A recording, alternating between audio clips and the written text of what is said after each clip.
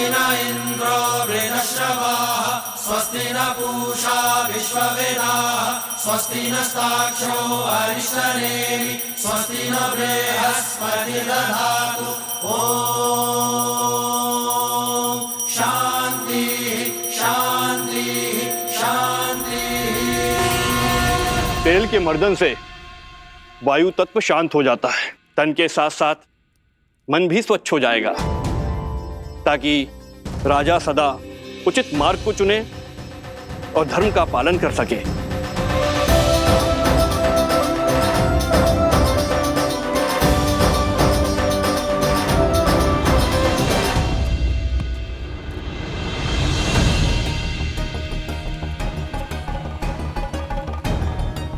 ये क्या हनुमान, आपका पग स्थिर क्यों नहीं? भैया, आप मुझसे पूछ रहे हैं? कारण तो आप ही हैं। मैंने क्या किया? भैया, आप तो भूल ही गए। जब मैं लक्ष्मण भैया के लिए संजीवनी बूटी का पर्वत उठाकर ले जा रहा था, आप ही का तो बाण लगा था मुझे। बस ऊपर आकाश से धरती पर धन से गिरा। भरत भैया, बड़ी विकट मोच आई थी मुझे इस पैर पे। परंतु उसके पश्चात तो आपने अपने बल और बुद्धि की पराकाष्ठा पार कर दी थी। पूरा का पूरा युद्ध लड़ा है आपने। उद्देश्य की पुकार में पीड़ा की चिंता कहाँ स्मरण रहती है लक्ष्मण भैया। आपके पग को भी तेल मर्दन करवाना पड़ेगा हनुमान। भरत भैया, आपका विचार तो बहुत अच्छा है। मेरी भी यही इच्छा थी। उचित है, मैं आपको वेधशाला भिजवा देता हूँ। भरत भैया, उसकी आवश्यकता क्या है? इतना तेल प्रभु को छूकर व्यर्थ जा रहा है। यही उपयोग में मैं ले लेता हूँ। तेल का तेल, उस पे प्रभु के स्पर्श का मेल, स्वर्ण पे सुहागा।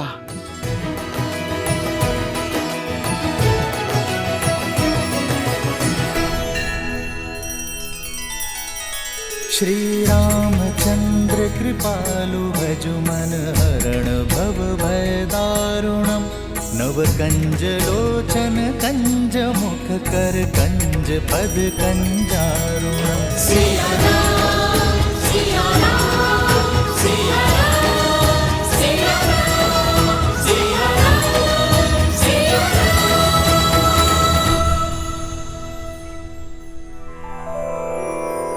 श्री गुरु चरण सरोज रज निज मनु मुकुरु सुधारी। बरनउँ रघुबर बिमल जसु जो दायकु फल चारि। यही तेल प्रभु श्री राम को स्पर्श करके आया है। मेरे तन और मन को स्थिरता दे सकता है।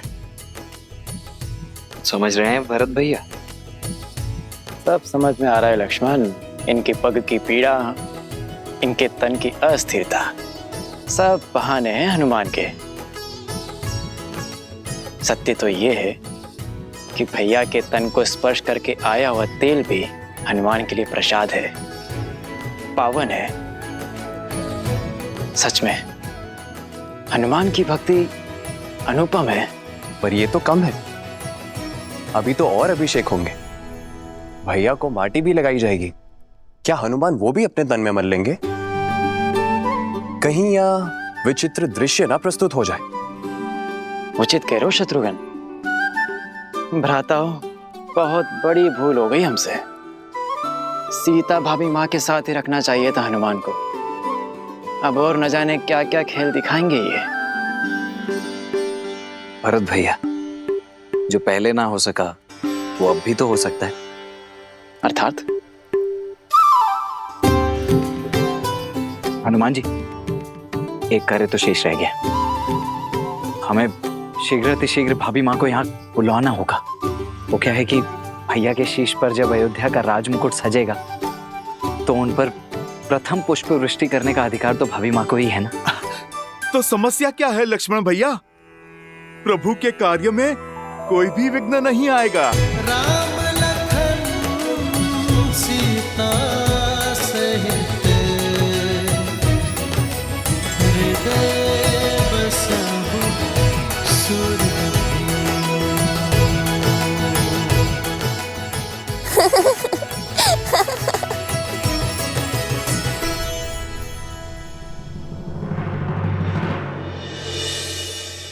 क्या हुआ देवी? इस शुभ अवसर पर महर्षि पराशर के गंभीर मुखमुद्रा का कारण सोच रही हूँ। कदाचित उन्होंने नक्षत्रों और नियति की चाल को पढ़ लिया है। स्त्री के सम्मान का प्रश्न है महादेव। मुझे सीता को दिव्य सिंदूर रूपी अस्त्र जाकर देना ही होगा। माता, दिव्यता का सिंदूर से क्या संबंध? सिंदूर न केवल माथे पे लगा लाल रंग है और न ही किसी स्त्री के विवाहिता होने का प्रतीक। स्त्री अपने मांग में सिंदूर के साथ विवाहित जीवन के सुख, समृद्धि और स्वास्थ्य के रंगों को भी भरती है। सिंदूर एक ऐसी ढाल है जो सभी प्रकार की नकारात्मक ऊर्जाओं से पति और पत्नी के संबंधों की रक्षा करता है, भीतर और बाहर के सभी द्वंद्वों का अंत करता है।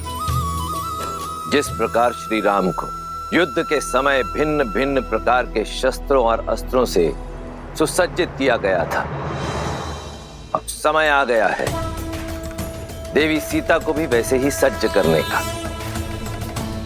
क्योंकि शीघ्र ही एक और असुरी शक्ति चुनौती देने वाली है। और इस बार युद्ध केवल श्री राम को ही नहीं, देवी सीता को भी लड़ना होगा। आप जाइए देवी, समय अत्यंत कम है।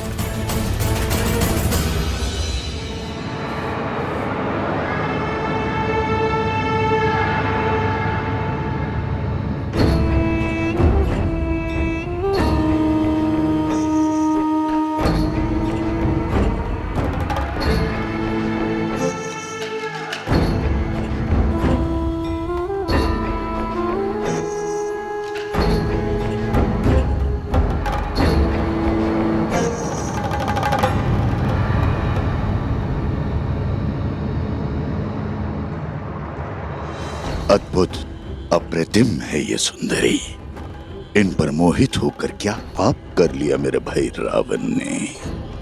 प्रणाम ऋषिवर। सुखी रहो।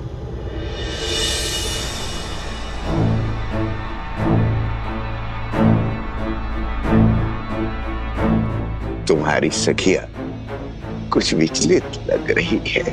हाँ ऋषिवर, इन्हें कुछ विचित्र स्वर सुनाई दे रहा है, किंतु मुझे कोई अनुभव नहीं हो रहा। अद्भुत। ब्रह्मांड में निरंतर अनेक ध्वनियां गूंजती रहती हैं। शब्दों और विचारों की तरंगे उठती रहती है।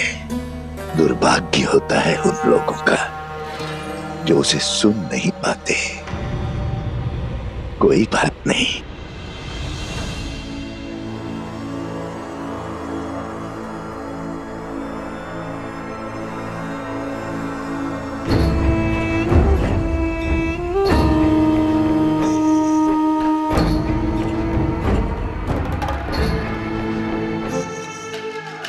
मेरे हाथों से प्रसाद खा लो, सब सुना ही देगा।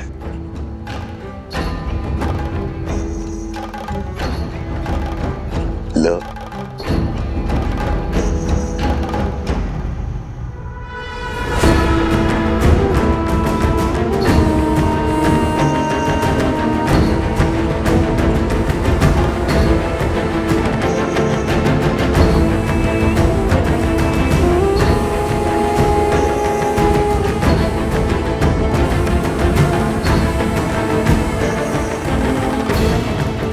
प्रसाद लेकर उसे ग्रहण न करना उसका अपमान होता है देवी। ग्रहण करो।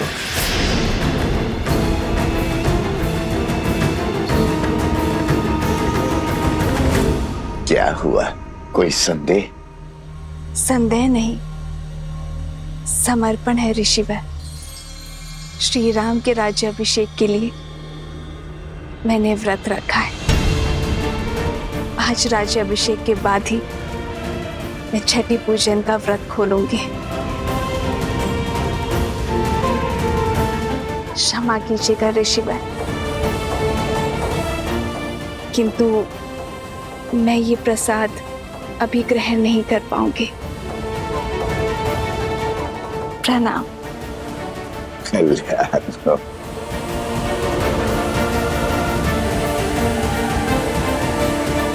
कल्याण हो।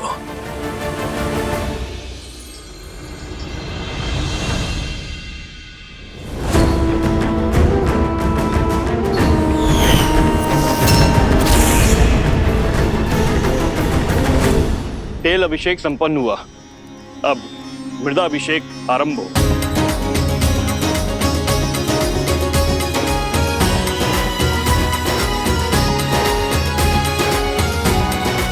पर्वत पर देवताओं का वास होता है, इसीलिए पर्वत शिखर की माटी को राजा के मस्तिष्क पर लगाने से राजा की बुद्धि भी देवताओं की भांति तीव्र और दयालु होती है।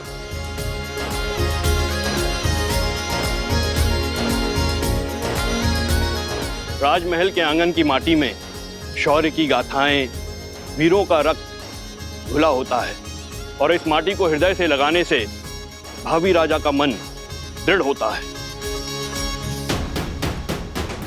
जिसके मस्तिष्क में दृढ़ता हो और हृदय में दया हो, वही राजा प्रजा की सेवा कर सकता है, उसे संतान की भांति पाल सकता है। जय श्री राम, जय श्री राम, जय श्री राम, जय। अच्छा हुआ लक्ष्मण, हनुमान को सीता भाभी माँ को लेने भेज दिया, अन्यथा हनुमान तो यहाँ माटी स्नान कर रहे होते अभी।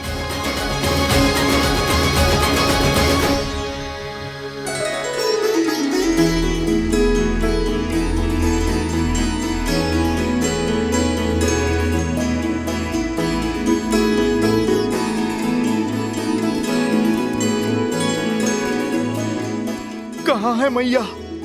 उन्हें तो शीघ्रातिशीघ्र प्रभु के पास लेकर जाना है।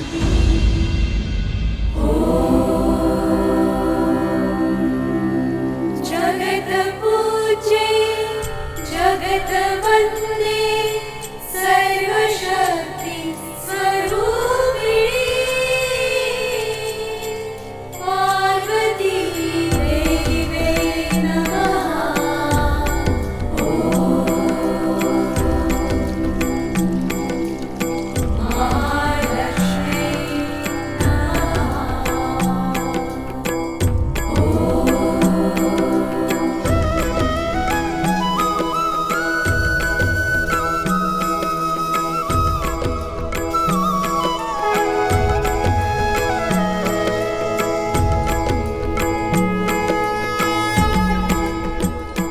सुनिए,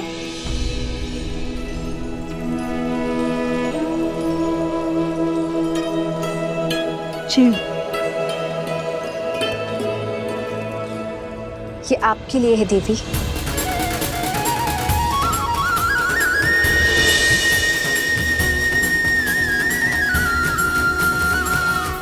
आप मुझे जानती हैं?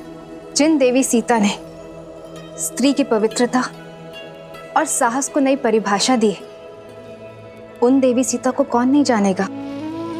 ये पवित्र सिंदूर है।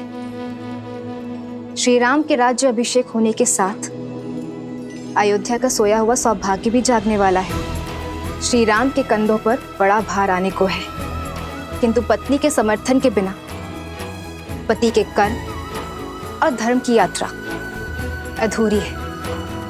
ये सिंदूर आपको सबल करेगा, अपने पति का संबल बनने के लिए भी और आने वाले कष्टों का सामना करने के लिए भी। धन्यवाद। पर आप? गौरी माँ से आशीष मांगा था ना, तो समझो ये उन्होंने भेजा है।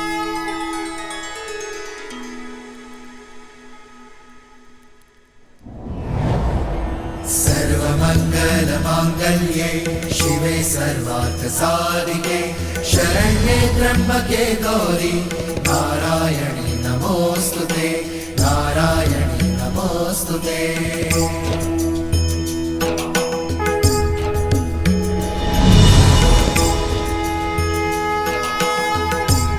ये क्या माता, दान देने के दिन में आप दान ले रही हैं?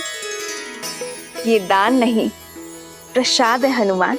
अच्छा माता, पर प्रसाद तो खाया जाता है ना, आपने मस्तक पर क्यों लगाया? क्योंकि इसका यही कार्य है। जब पत्नी अपने पति का नाम लेकर आज्ञा चक्र पर कुमकुम से तिलक लगाती है तो उसका मन उसके साथी के साथ जुड़ जाता है। वैसे ही जब मांग में पूरी आस्था और विश्वास के साथ ये सिंदूर लगाया जाता है तो एक स्त्री का जीवन उसके पति के साथ बन जाता है। माता, ये तो बड़ा कठिन विवरण है। समझो, इसे अपने मस्तक पर धारण करने से श्री राम की आयु बढ़ती है, मन में उनके लिए प्रेम बढ़ता है और समाज में उनकी प्रतिष्ठा। क्योंकि मेरे मन में केवल श्री राम है।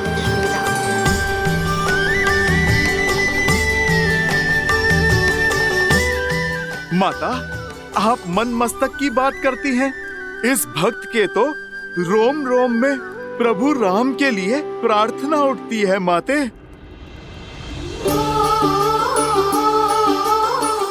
किंतु यदि मैंने अपने पूरे शरीर पर ये सिंदूर का लेप लगाया तो ये समाज मेरे पति का उपहास उड़ाएगा, मेरे प्रेम पर हंसेगा।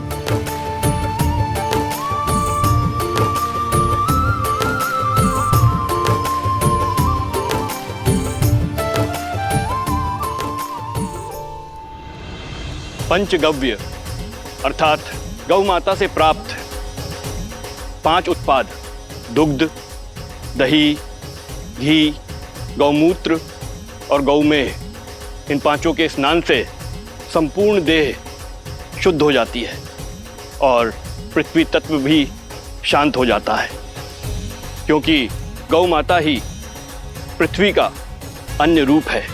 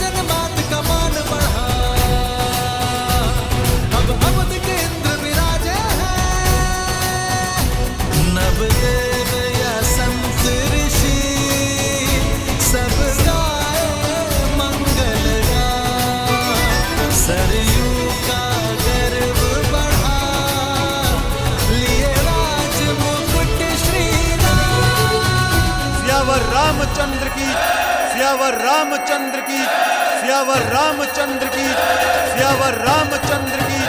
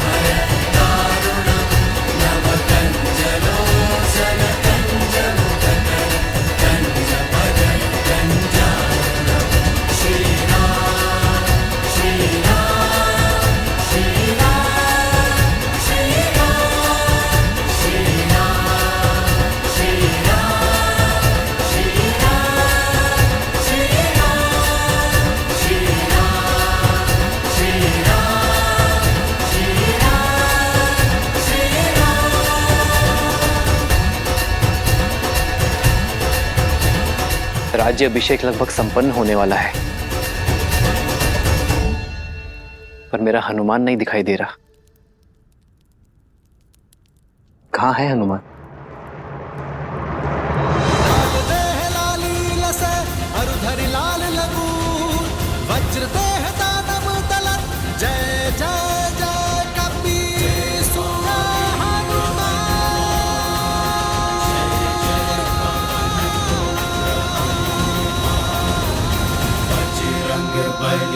हनुमान जय जय महाबली हनुमान।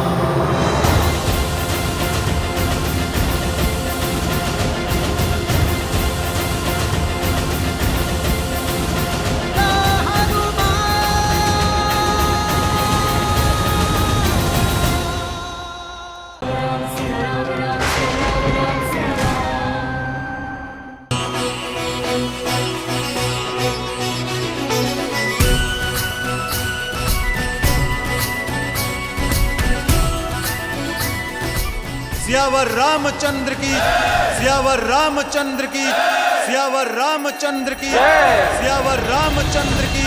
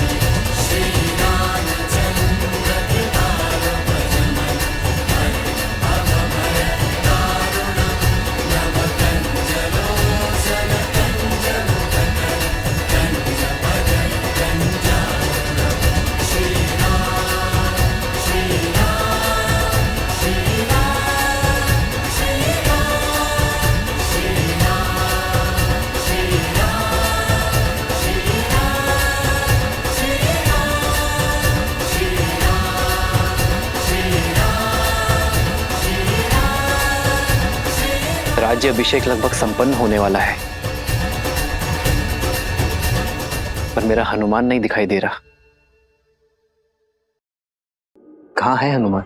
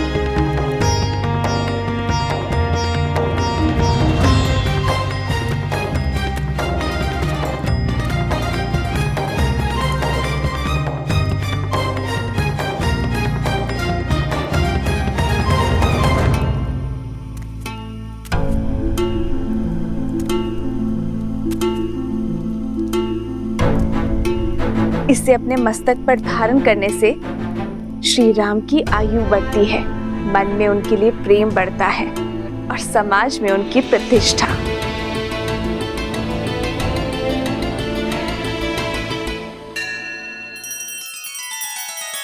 श्री रामचंद्र कृपालु भजु मन हरण भव भय दारुणम नव कंज लोचन कंज मुख कर कंज पद कंजारुणम। सिया राम, सिया राम, सिया राम, सिया राम, सिया राम, सिया राम। माता, आप चिंता ना कीजिए। ना मुझे किसी के ठाठ से अंतर पड़ता है और ना ही उपहास से। मेरे लिए मेरे प्रभु का जीवन, उनका सम्मान, उनका मुझसे प्रेम महत्व रखता है। माता, आपने तो मुझे अनोखा मार्ग दिखा दिया। आपके मस्तक पे एक चुटकी सिंदूर लगाने से मेरे प्रभु का सम्मान इतना बढ़ गया। तो माता, आप सोचिए, मेरे प्रभु का सम्मान और प्रभु का मुझसे प्रेम अब कितना बढ़ेगा।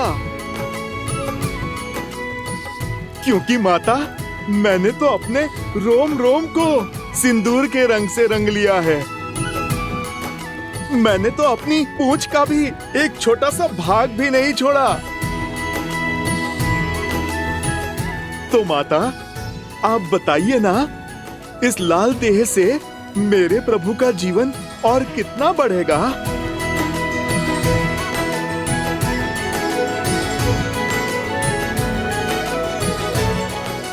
तुम्हारा प्रेम, तुम्हारी श्रद्धा, समर्पण अनंत है, अमर है हनुमान। तुम चिरंजीवी रहोगे और जब तक तुम रहोगे, तुम्हारे हृदय में श्री राम का प्रेम सदा के लिए धड़कता रहेगा।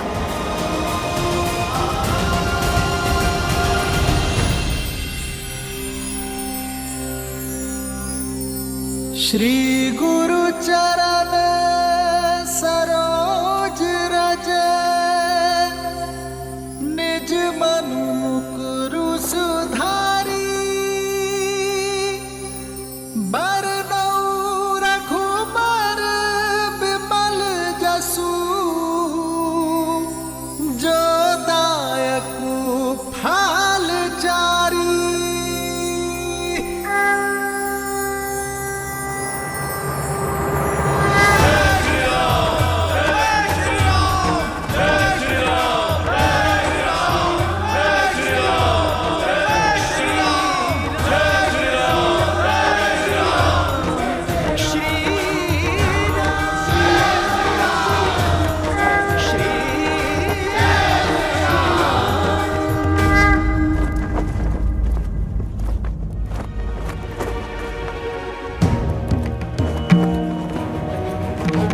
इस राज्य अभिषेक के समय की कुंडली में यह स्पष्ट है कि एक महाआसुरी शक्ति अयोध्या में प्रवेश करने वाली है।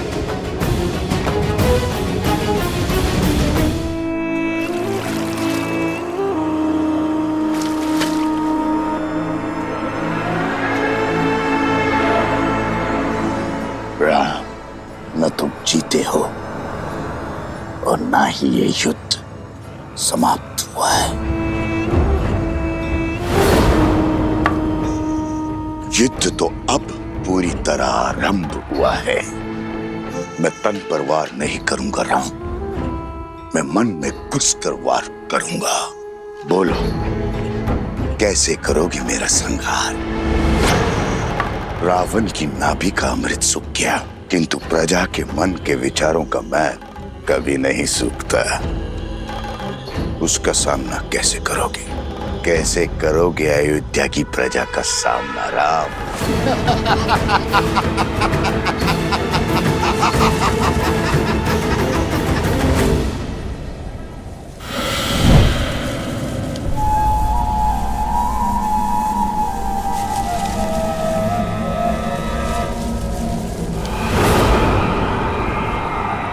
गई मुझसे। जो आपसे सहायता की आस कर बैठी मैं, आपके द्वार पर प्रतिशोध की भिक्षा मांग बैठी मैं, अपने हाथ पे हाथ धरे देखते रहे और वहां राक्षस राज्य का अंत करने वाला वो राम, उसका राज्य अभिषेक हो गया। पराजय है ये आपकी।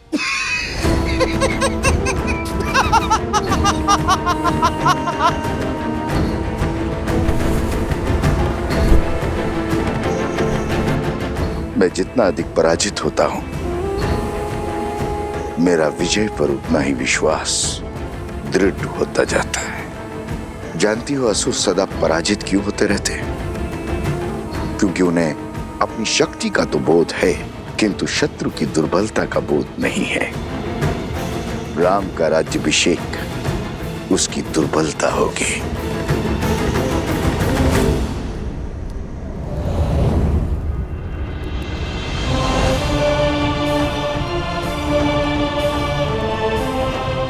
प्रणाम आचार्य। प्रणाम महर्षि। राज्य अभिषेक की कोटि कोटि बधाई हो अयोध्यापति, किंतु हर बधाई के साथ एक चुनौती जुड़ी होती। आपने पापियों का संहार तो किया, पाप का नहीं। दशानन को मारा, मगर उसकी सोच को नहीं। पाप की सोच एक ऐसा छलिया है जो बार बार स्वरूप बदलकर सामने आता और प्रहार करता। मैं वार करूंगा तो राम प्रतिकार करेगा। मैं युद्ध में विश्वास नहीं रखता। मैं 1000 छोटे छोटे घाव में विश्वास रखता हूं, और वो घाव मैं उसे नहीं दूंगा, उसके अपने देंगे। और जब घाव अपने देंगे तो लाचार होगा और पीड़ा भी अधिक होगी। अर्थात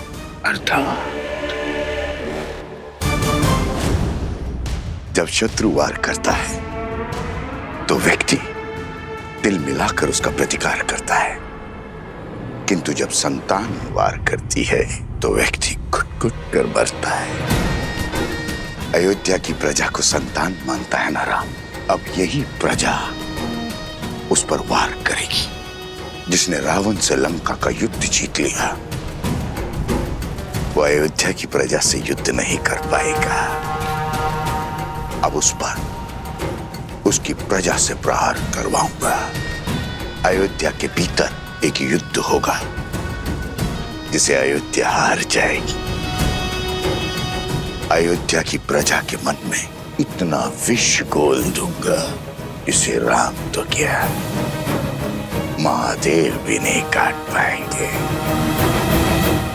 रावण महान शिव भक्त था, ज्ञान का सागर था, किंतु वो राक्षस सुमाली की राक्षसी वृत्तियों से जन्मा था। राक्षस सुमाली के अन्य पुत्र भी हैं श्री राम, जिनमें न रावण सा तप है और न ही ज्ञान है, तो केवल कुटिलता। क्षमा करें महर्षि, अयोध्या के उत्तर की ओर भरत भैया है, पूर्व की ओर लक्ष्मण भैया और पश्चिम की ओर मैं, और दक्षिण की ओर हनुमान जी हैं। हम 4 बलशाली अयोध्या के द्वारपाल हैं। हमारे होते अयोध्या को किसका भय? पांव पर पादुका पहनने से, बाहर के कष्ट से बचा तो जा सकता है कुमार शत्रुघ्न, किंतु फोड़ा यदि देह के भीतर से निकले तो क्या करोगे? जब अग्नि घर के भीतर ही लगी हो तो द्वार बंद करने से कोई लाभ नहीं होगा।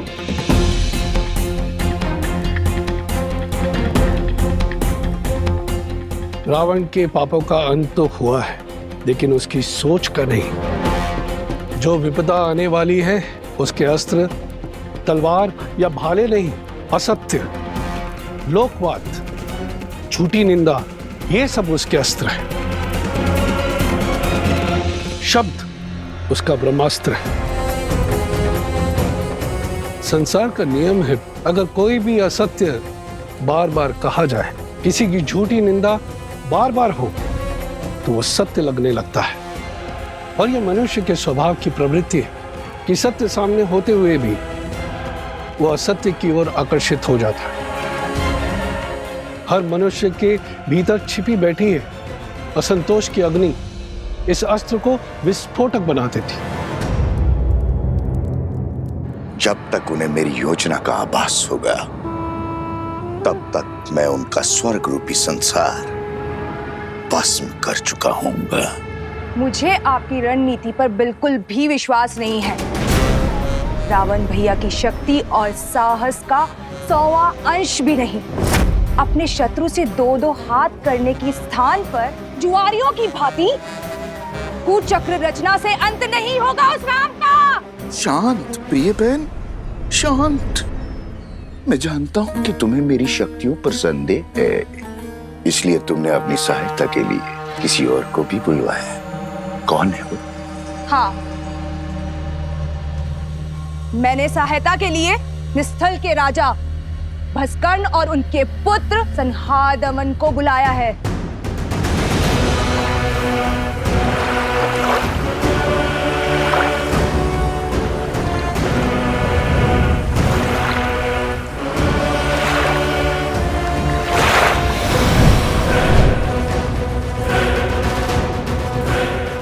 ये महाअसुर भस्कर्ण के सैनिक हैं। आप मेरे साथ? तुम्हारे महाराज को वरदान है कि जब तक वो जल में, वायु में या पृथ्वी पर खड़े होंगे उनका वध करना असंभव है। हाँ।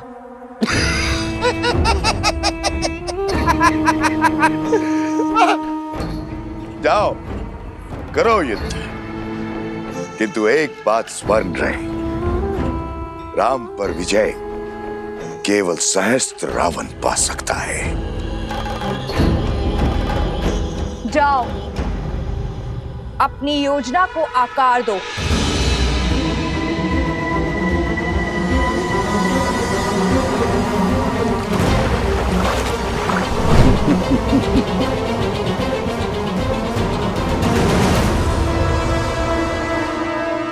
शूर्पणखा, सच है क्या और भ्रम क्या है, यह प्रश्न सदा से अमर खड़ा है। सहस्त्र मुखों की सहस्त्र बातें, इनसे भला कौन लड़ा है? आप यही गाते रहो और मैं अपना कर्तव्य निभाती हूं।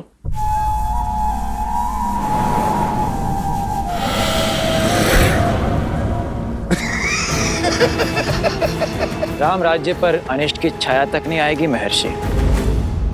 ऐसी परिस्थिति आएगी ही नहीं कि कभी असंतोष अपने पैर पसारे। असंतोष ईर्ष्या से जन्म लेता है राजकुमार, परिस्थिति से नहीं। संदेह नहीं है कि श्री राम राज्य को संतुष्ट रखने का प्रयास करेंगे, किंतु राष्ट्र के कोने कोने में सबको सुख और लाभ पहुंचाने में समय लगेगा, और झूठी निंदा, असत्य और संदेह के बीच फैलाने में नहीं। संदेह मन के किसी कोने में छिपकर घास के तिनकों की भांति तनिक सी निंदा से पोषित होकर बढ़ता रहता है और हमारी अनुमति के बिना हमारी मति भ्रष्ट करता रहता है, और यही सहस्त्र रावण की शक्ति है।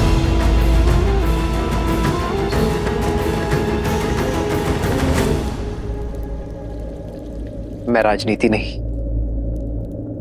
भविष्य जानना चाहता हूं महर्षि।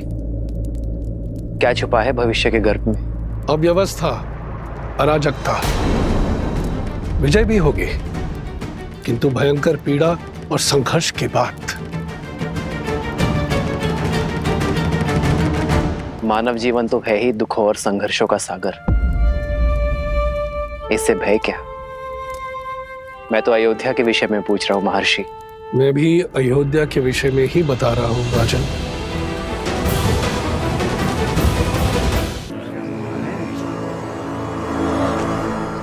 भैया सुना है श्री राम ने सागर पर सेतु बनाया था, असंभव को संभव कर दिखाया था। देवी देवताओं की विशेष कृपा है हमारे महाराज के ऊपर। सुना तो यह भी है कि रावण कोई साधारण योद्धा नहीं था, कहते हैं युद्ध बहुत ही भयावह था और बहुत दिन तक चला। जंगल में मोर नाचा, किसने देखा? न मोर न युद्ध। अच्छा, तुम कहना चाहते हो श्री राम ने रावण को नहीं मारा? न सेतु बांधा न युद्ध हुआ। नहीं नहीं भैया, मैंने ऐसा कब कहा? अरे हुआ होगा युद्ध, पर ऐसा नहीं जैसा सब बता रहे हैं।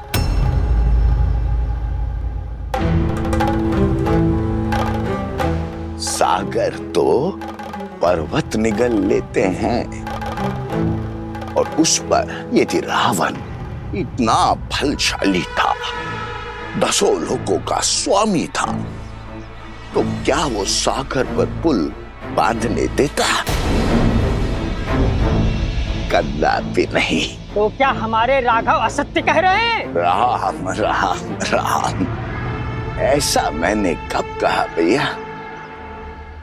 अरे श्री राम गए होंगे लंका और रावण को ललकारा होगा, और रावण भी आ गया होगा रणभूमि में, और श्री राम ने एक बाण से उसका वध कर दिया होगा, बस।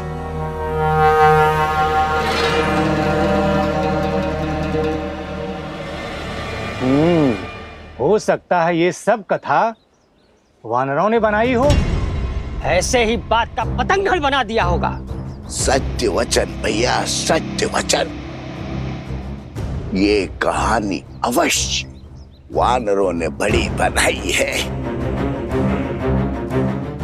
श्री राम तो रघुकुल वंशज है, सोचा होगा श्री राम की यश की गंगा में हाथ धो लेते हैं।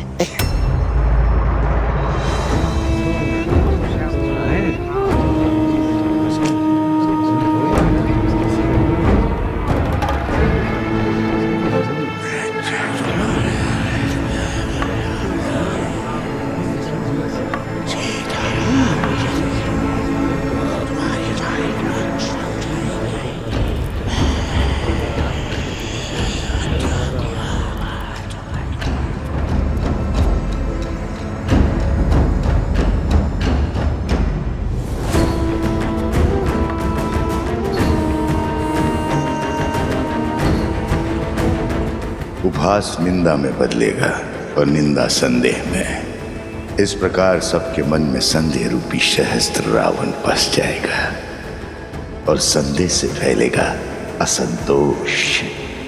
अब राम को मारने के लिए किसी शस्त्र की आवश्यकता नहीं।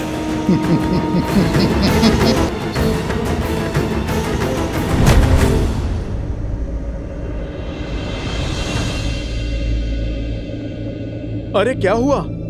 तुम सब इतने विचलित क्यों हो? राज्य में विचित्र सी बातें फैल रही हैं कि हम युद्ध की अनुचित कथाएं बता रहे हैं, असत्य कह रहे हैं। आप ही बताइए, हम प्रभु श्री राम के शौर्य का झूठा वृत्तांत क्यों सुनाएंगे? क्या आपकी वीरता कोई गाथा है? अर्थात पाप ने अपने पग पसारना आरंभ कर दिया है। कौन है जो इस असत्य का डंका बजा रहा है? मुझे उसे खोजना ही होगा।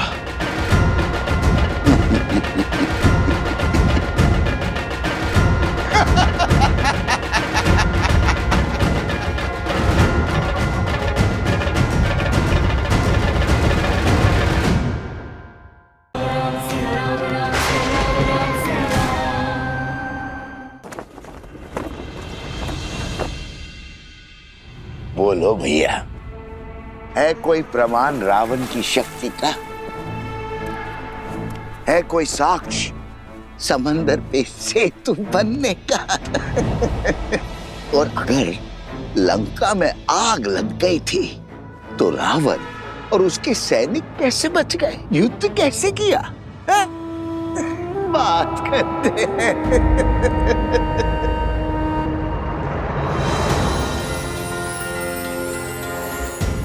प्रभु श्री राम के यश को घटाने का प्रयास करने वाले पापी, तेरा शीश इस धड़ पे रहने के योग्य नहीं है।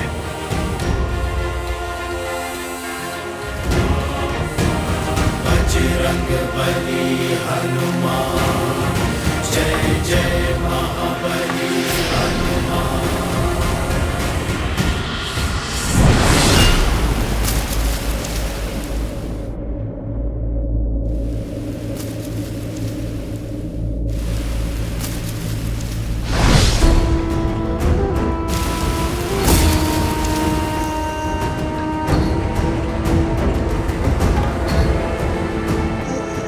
बचाओ, ये वानर मुझे मार रहा है। अरे बचाओ, बचाओ, ये वानर मुझे मार रहा है। ये कैसा दुस्साहस है? ऐसे किसी को कैसे मार सकता है ये वानर? अयोध्या वासियों, देखो भैया, देखो किस निर्दयता से ये वानर मुझे मार रहा है। बचाओ, रक्षा करो अयोध्या वासियों। ना कोई तुझे बचा पाएगा और ना तू यहाँ से भाग सकेगा। प्रभु श्री राम की निंदा करने वाले इस हनुमान से बच के तू कहां जाएगा?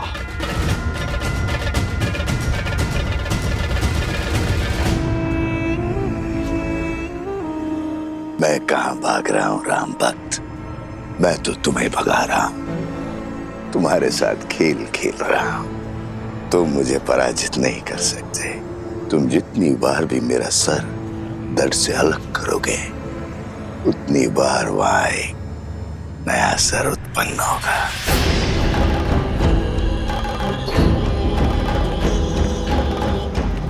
अरे देखो भैया, देखो कैसे एक वृद्ध को ये वानर मार रहा है। क्षमा करो वानर, क्षमा करो। देखो इस निर्बल बुड्ढे पर इस वानर को दया नहीं आ रही है। क्षमा करो, इस वृद्ध पे दया करो वानर। ये अन्याय है। श्री राम का भक्त और मित्र है, इसका अर्थ ये नहीं है कि अयोध्या की जनता पर आघात करेगा। ले चलो इस उद्दंडी को महाराज के पास, अब वही इसका न्याय करेंगे। ले चलो ऐसे, वही करेंगे। ले चलो ऐसे, वही करेंगे।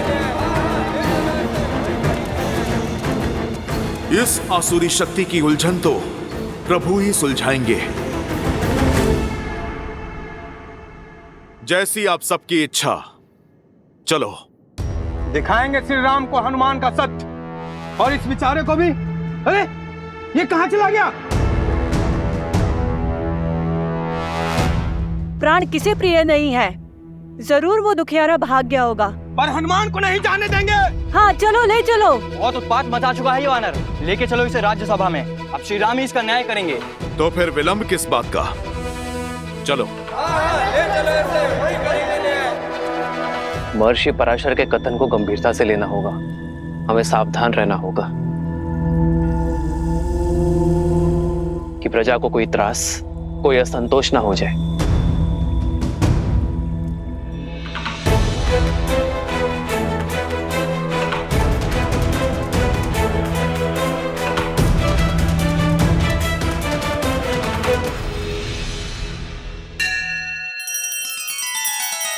श्री रामचंद्र कृपालु भजु मन हरण भव भय दारुणम, नव कंज लोचन कंज मुख कर कंज पद कंजारुणम। सिया राम, सिया राम, सिया राम, सिया राम, सिया राम, सिया राम।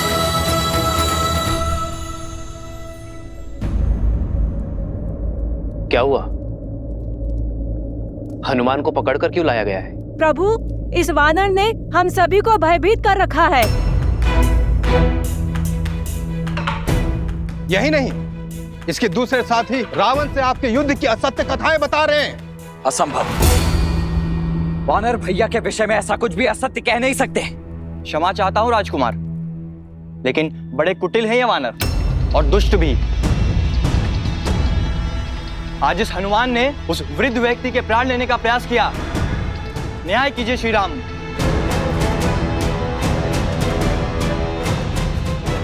प्रभु, मैं मौन।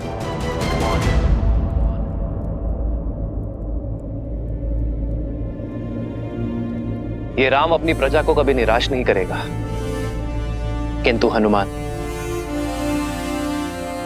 मेरे मित्र वानर राज सुग्रीव की प्रजा है।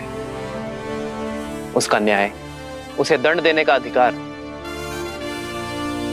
केवल मेरे मित्र वानर राज सुग्रीव को है। अयोध्या वासियों, वानरों की ओर से यदि किसी को भी असुविधा हुई हो तो मैं क्षमा चाहता हूं।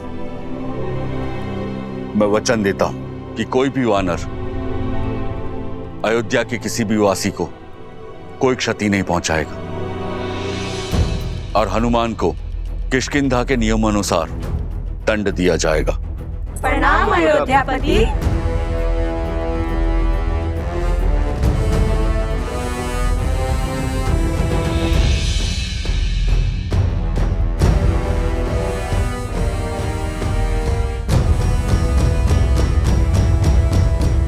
हनुमान, कौन था वो राक्षस?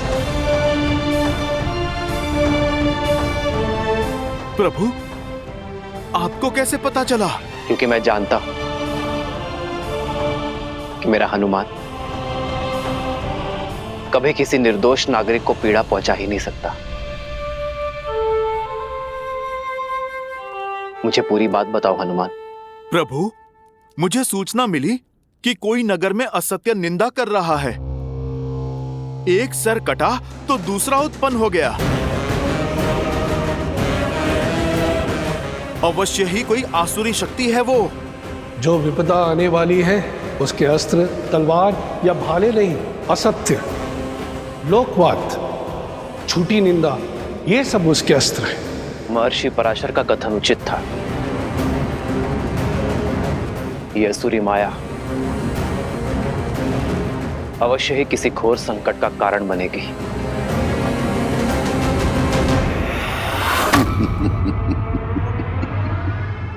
युद्ध तो अब आरंभ हुआ है, राम भक्त हनुमान।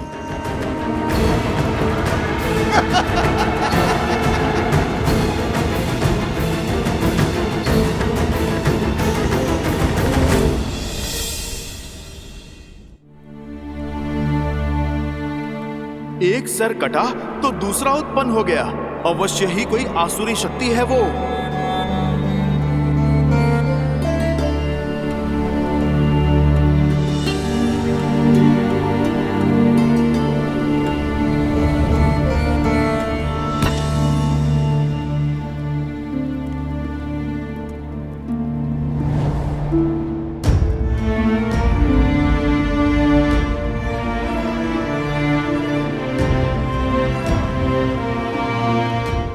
सब ठीक है ना आर्य?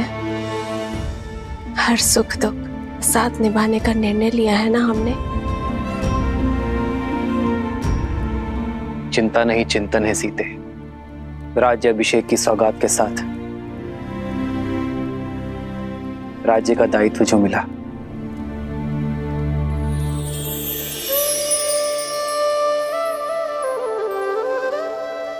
दायित्व तो आपने बिना राजपाट के भी निभाया है आर्य।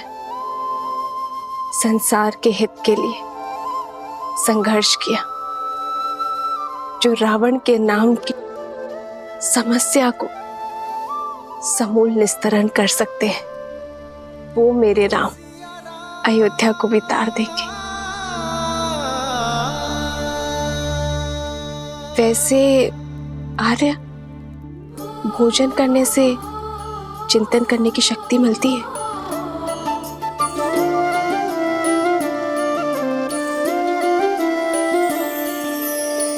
जन्म जन्म का है ये संगम, राम रतन सीता वैभव धन।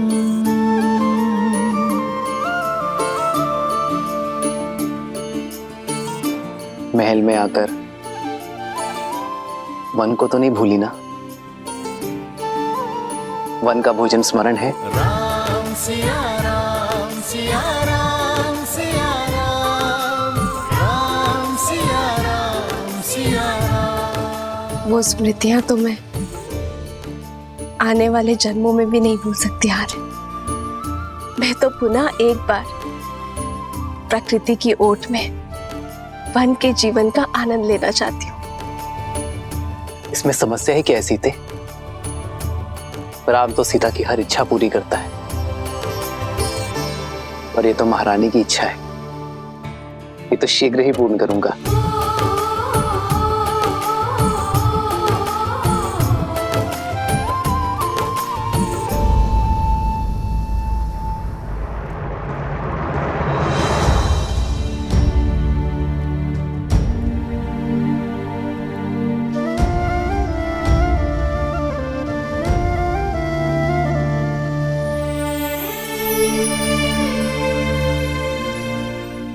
सीते,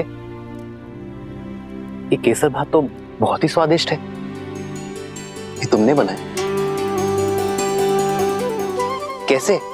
भात भिगोया, थोड़ा कोमल हुआ, फिर दूध में उसे धीमे आंच में पकाया। फिर जैसे ही थोड़ा पका तो उसमें गुड़, केसर और थोड़ी सुगंध डाली, और फिर उसमें शुद्ध घी मिलाकर उसे धीमे आंच में। ये धैर्य ही तो इस स्वाद का रहस्य है सीते। यदि शीघ्रता में पकाती तो ये भात कच्चा रह जाता, ना सुगंध आती ना स्वाद। जीवन भी यही है सीते, चाहे संबंध हो या समस्या।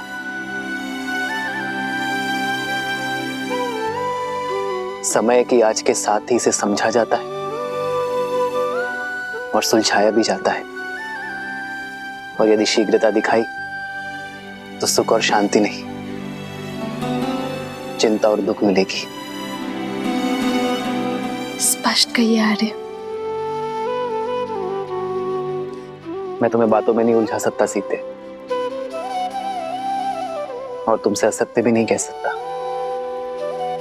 इसलिए समय दो सीते, क्योंकि सत्य कहने का समय अभी आया नहीं। समस्या को जानने से पूर्व उसकी चर्चा करना उचित नहीं है।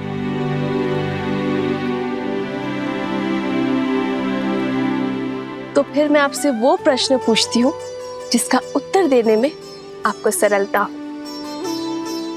तो बताइए, महाभोज में हनुमान और वानर सेना के लिए क्या भोजन बनाऊं जिससे वो संतुष्ट हो? ये तो पहले से भी कठिन प्रश्न है सीते। इस प्रश्न का उत्तर ना नर दे सकते हैं ना नारायण, और चिंतन भी समय के साथ इसे सुलझा नहीं सकता।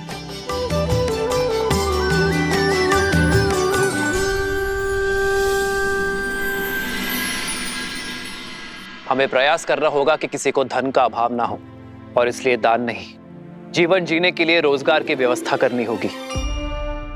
दान व्यक्ति को अशक्त बनाता है, पर कार्य व्यक्ति को सक्षम बनाता है। सरयू पर बांध की व्यवस्था से अयोध्या वासियों को रोजगार भी मिलेगा और अकाल से मुक्ति भी।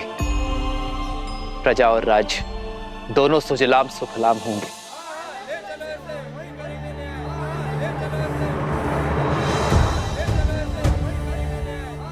ये कोलाहल कैसा? ऐसा प्रतीत होता है हमारी प्रजा है महाराज। मैं अभी सैनिकों को भेजकर शांत करवाता हूँ। राजा को शांत नहीं, संतुष्ट करना होता है सुमंत जी। प्रजा का सुख मुझ तक पहुंचे ना पहुंचे, उनका असंतोष अवश्य पहुंचना चाहिए। उन्हें भीतर बुलाइए। रक्षा करिए महाराज, रक्षा कीजिए, हमारी रक्षा कीजिए, रक्षा कीजिए, हमारी रक्षा कीजिए, रक्षा कीजिए महाराज, रक्षा कीजिए महाराज, रक्षा कीजिए महाराज। शांत हो जाइए। जो बात है निसंकोच कहिए, निर्भय होकर कहिए। हमारे प्राण संकट में है, रक्षा कीजिए महाराज, हमारी रक्षा कीजिए, हमारी रक्षा कीजिए। पश्चिम की ओर से राक्षसों ने हमारे ऊपर आक्रमण कर दिया और हमारे अनेकों भाइयों को उन्होंने मार डाला। हमारा धन दान सब कुछ लूट लिया उन्होंने।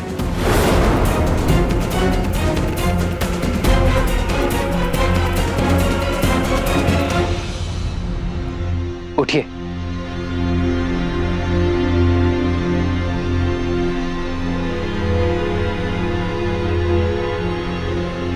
कौन है ये राक्षस? क्या नाम है उसका?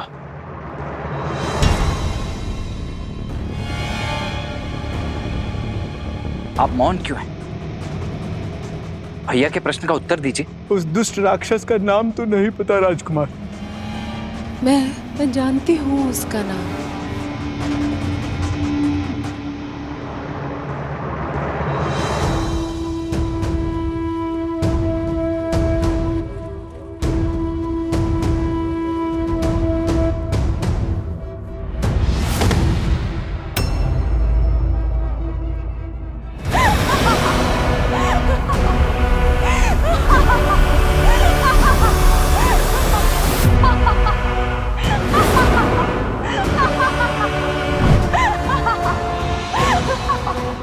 शूर्पणखा।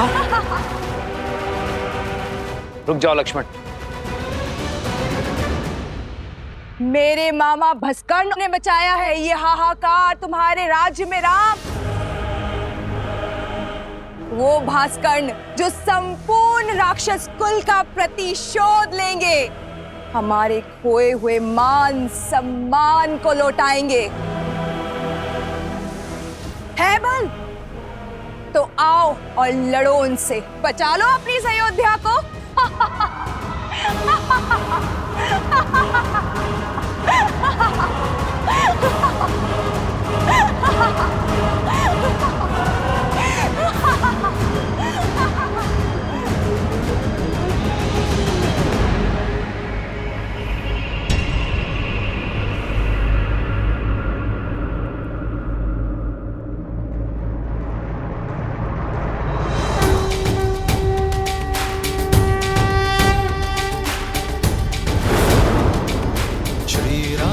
चंद्र कृपालु भजु मन हरण भव भय दारुणम्। श्री राम राम राम श्री राम। अधिक प्रसन्न मत हो तुम। भूल गए कैसे एक ही बाण से तुम्हारे प्राण संकट में ला दिए थे मेरे भाई ने। भूल गए मेरे भाई अहिरावण ने तुम दोनों भाइयों को कैसे बंदी बनाया था पाताल में। भूल तो तुम गई हो शूर्पणखा, कैसे एक ही प्रहार से अपने कान और नाक दोनों खो बैठी थी तुम। अभी स्मरण करता हूं। नहीं लक्ष्मण, अधर्म चाहे जितनी शक्ति बटोर ले, वो धर्म की धरा पर पग नहीं रख सकता। ये शूर्पणखा नहीं, केवल उसकी माया है जिसका लक्ष्य है भय फैलाना। शूर्पणखा केवल संदेश देने आई है, उसे अपना कर्म करने दो, धर्म निभाने दो।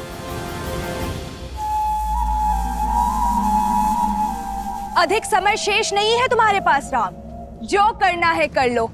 हर क्षण के साथ तुम्हारी इस प्रजा को हम राक्षस बना देंगे।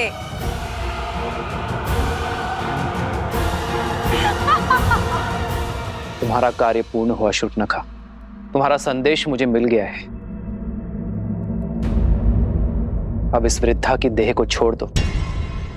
और हां, रामराज्य में ना भय की छाया होगी और ना ही अवगुणों की माया। जाकर कह देना भास्कर्ण से, मैं स्वयं अपनी सेना लेकर आऊंगा, और यदि उसके छल में बल है तो वो मेरे निर्दोष अयोध्या वासियों को और हानि नहीं पहुंचाएगा।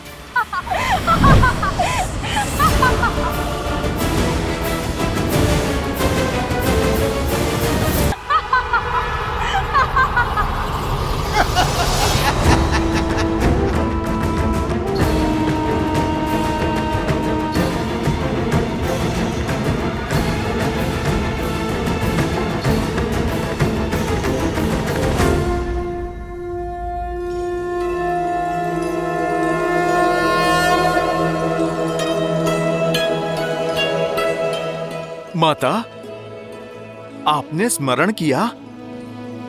सब ठीक तो है ना माता? क्या किसी ने आपको सताने का दुस्साहस तो नहीं किया? जिसका इतना सचेत पुत्र हो, ऐसा शूरवीर पति हो और इतने सामर्थ्यवान देवर हो, उसे कष्ट पहुंचाने का साहस कौन कर सकता है भला?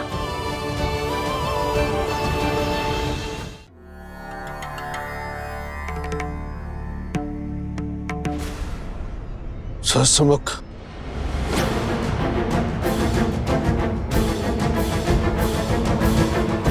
आपका आभास उचित था श्री राम।